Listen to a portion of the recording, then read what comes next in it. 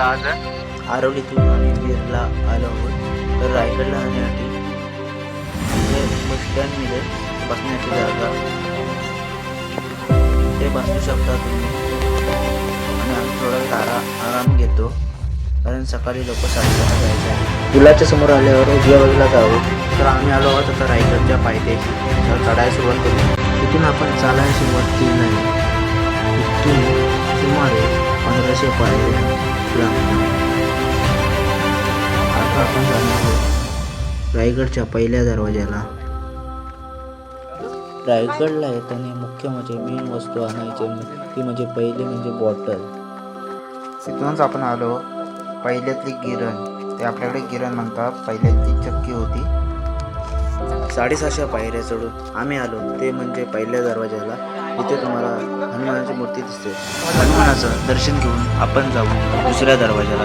तिथूनच आपल्याला वरती 200 पायऱ्या आहेत. तिथूनच आपल्याला टकमक टोक आणि रायरेश्वर मंदिर बघायला मिळेल. हिरोजी नंदनकरांनी बांधून दिलेला हा किल्ला त्याखाली कसा असेल तेव्हा ब्रिटिशांनी किती तोफा मारून रायगडावर हल्ला केला असेल.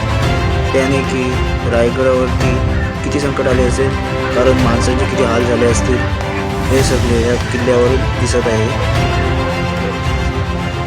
तर आम्ही पहिल्या दरवाजापर्यंत साधारणपणे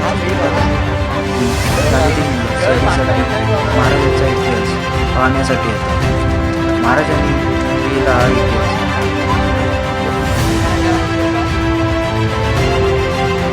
गडावर चढत जाण्यासाठी 2 ते 2.5 तास लागतो.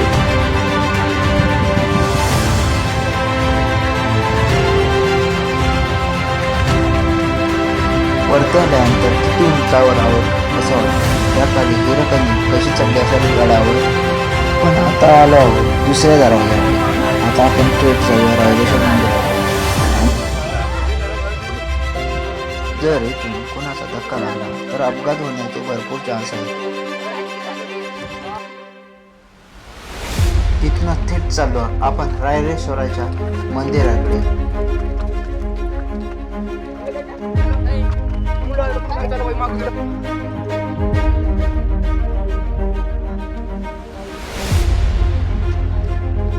पोचलो आहोत रायरेश्वर मंदिराकडे. मंदिराकडे आल्यानंतर तुम्हाला आतमध्ये पिंड बघायला मिळेल.